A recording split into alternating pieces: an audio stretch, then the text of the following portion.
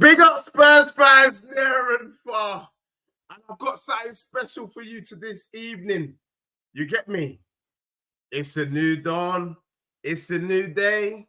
It's a new life. And I'm feeling good.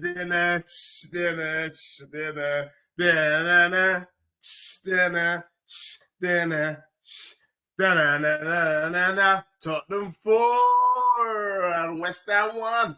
Do you know what? That's what I'm talking about. That's what we do. You get me? These Tottenham team, when they want, they can make man move grammatically incorrect because that's how we does.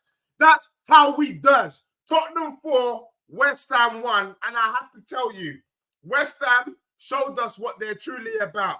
They are officially the dustiest team I've ever seen in my life. I done told everyone there are 3 dusty teams in this Prem. West Ham, Manchester Piccadilly, and Wolves. Wolves, a Wolves team that doesn't eat meat. And West Ham came to my gaff and we slapped them up and sent them packing. I never want to see them again. And as for Lawless, well, tune in tomorrow on the 12th man, 7 p.m. sharp, because I'm cooking this brother. From now on, me and Lawless, we don't conversate. I give him an instruction and he does. That's it. That's how we're going to run. But getting into the game, Tottenham were back. More like it. What have I asked?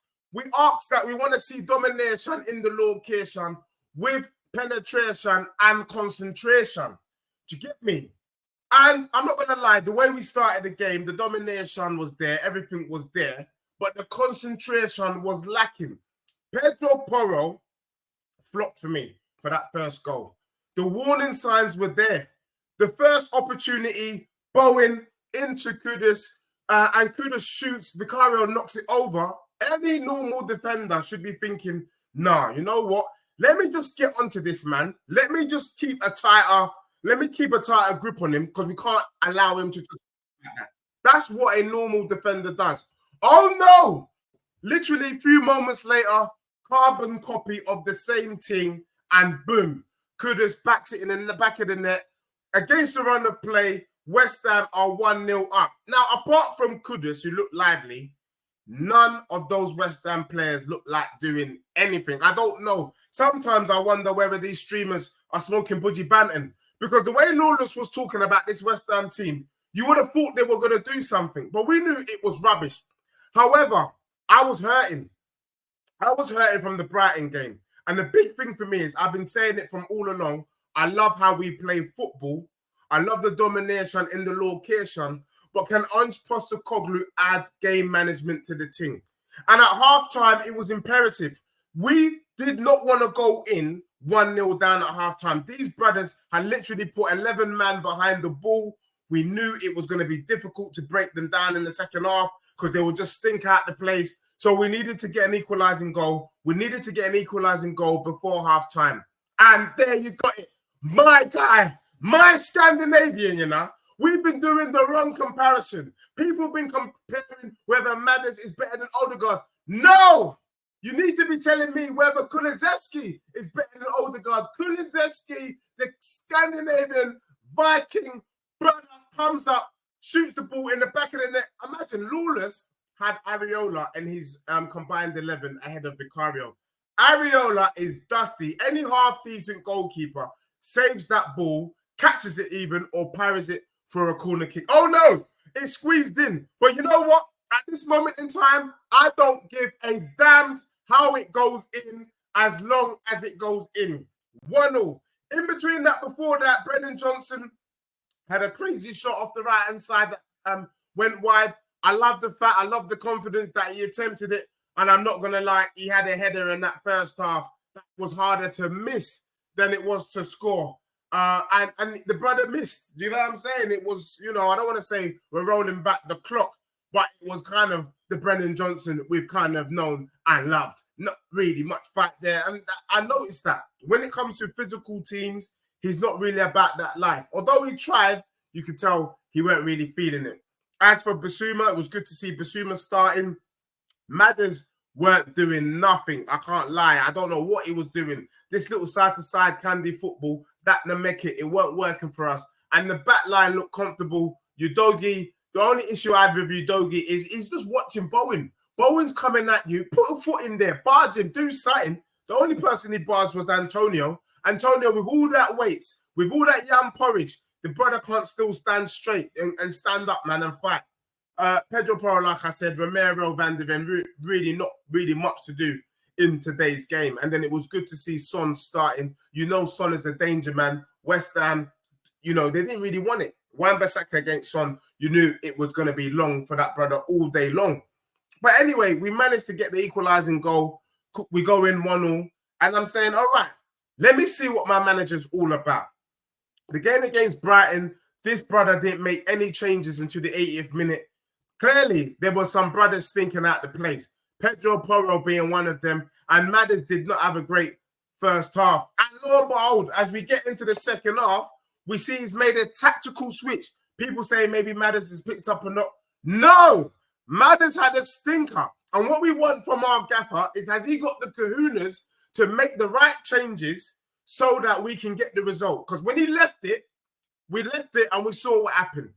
The brother brings on Pape Sarr, and then the rest is history, as they say. Because in 7 minutes, we slapped them. We slapped them with 2. Bissouma, woo! Edge of the box, gets the ball, bags it in, and then Taribo West, Haribo, these boys, Lawless shaking his bum, telling me that Tabibo, or whatever his name is better than Romero. Ha, ha, ha. This brother was looking like some Haribos right there at the back as he scores an own goal. It's 3-1 Spurs. We're salting, people shaking their bums, people over there doing the dirty one. It was carnival settings, you get me, at the Tottenham Stadium. And then, last but not least, it needed to be done.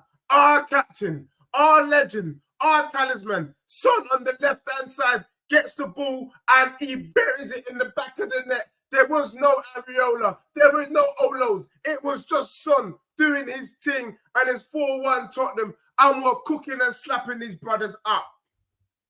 Straight after, Son again gets the ball, hits the post. Should have been 5, to be honest. At least minimum 5, and I'm wanting to see them slap this team up. Do you know what? That's what I needed. I needed my manager to make big boy decisions at big boy times. Do you get what I'm saying? And so he did. But then the Budgie Banton came in real quick. This brother, for me, he talks about killing off teams, Postecoglou, but he's not really about that life. I can't lie to you. 4-1 against the dusty West Ham team is not enough. I wanted to slap them for 7, 8, 9, 10. You get me? They were that dusty. And then he brings on Timo Werner. When you bring on Timo Werner, it's the white flag. You've given up. We stopped playing. Literally, the moment Werner came on, we stopped playing. Obviously, he made a couple more changes. He brought on Bentancur. He brought on Archie Gray for Udogie. He made some other little changes there. But really and truly, the Timo Werner said that the team was game, set and done. And maybe in this instance, he's saving legs. He brings on Richarlison. It was good to see Richarlison for Solanke. At least we know we got the options there. Although the whole time Richarlison came on, this brother didn't even get a touch of the ball. And then for me, I think the moment of the game, the only thing that West Ham could have given us, apart from that dusty claret and blue shirt that these men like to rock, I'm not going to lie to you, that kit is so dusty that I would rather wear, if I was a West Ham fan, I'd only be getting the scarf, because that is one of the most horrible kits I've ever seen in my life. Kudus, you know? Kudus with his Wache self, you get me, with his rice and please and shito. You know what I'm talking about. This guy's eating shito before the game. Yeah? This brother thinks he's some sort of the barbarian. You get me? Man wants to turn this into an MMA fight. Disgusting. Disgusting behavior. See, what I want to know from Kudus is, where was that energy for Ghana? Yeah, you man are not representing the Black Stars well. You man are getting boxed in the qualifications for the African Nations Cup. You man are getting boxed in the World Cup qualifiers. And you want to come to my gaff and act like you got a six-pack, and act like you got a... Shut your mouth and sit down and stay where you are, my brother. Get out my face. This boy does a dirty, kicks Van de Ven when he's on the ground, pushes him to the floor, kicks him while on the ground. Richarlison says, well, I'll go on for that, pushes Richarlison in his face. Pape Sarr says, blah, blah, blah, in something in French, and he pushes Sarr in his face. Waste man. And what I don't understand is why it took so long to send this brother off. It was clearly a red. We could see it. Ray Charles could see it. Stevie Wonder could see it. Do you get me? Get this brother off the pitch. We wasted about 3-4 minutes, and then eventually Kudus got off. Kudus, I think, is a bad man, to be honest. I'm not going to lie. I would have him at Tottenham all day long, either on the left or the right. He's a quality player, but his attitude stunk today. Obviously, he's hurting because they came up against superior opposition. This is the Prem, baby. This is what we does. Yeah, this is what we does. Moving grammatically incorrect. This is what we do to people. When the domination in the location comes with penetration and we show concentration, this is what we can do to any team. I don't give a damn. Any team that turned up today against Tottenham in this mood would have got slapped up this way. I don't give a damn. Name them. Name them. Slapped. As long as we show concentration, you're getting boxed. So, as for me, I'm happy because it was imperative that we needed to win this game. Right now, I got standards. Man's thinking about the top 4. I ain't thinking about finishing in the top part of the table. No. Had we lost today, it would have been 4 defeats in 8. Not good enough. Right now, we are sitting 6th. It's not great. I'm not going to lie. It's not great, but we take it. And we keep pushing. The 10 games. Come on, 9 games to go. Get the 10 games in, and Tottenham could easily be at the end of this 10-match period that I've been chatting about. We could easily be in the top 3 moving forward. So for me, that's what we're aiming for. We're looking up. Things are looking nice. And I have to say, the game management, apart from the team of Werner, the management of saving the legs of Solanke, saving the legs of Son, I liked it. Yeah? That's when you could see domination in the location with the substitution. Because the fact that we can afford to do that and it doesn't rattle us too much means that when it gets to the business end of the season, that's when this is going to come good. A lot of teams trying to wonder why we're doing what we're doing. We are thinking about the long term. It's not how you start, it's how you finish. So well done, Postecoglou. Well done, boys. Kulusevski, bad man. No player as good right now. And Brendan Johnson doing similar GA numbers to Starboy. Look, we're not far off them, in my view. We just need to keep cooking now. Now, next up is Crystal Palace. Slap them real quick. And yes, you know what I mean? And then play Villa, slap them up. And, you know, and it's looking very positive. So for me, I take it. I enjoyed it. I loved it. More of the same, my club. And come on, you Spurs.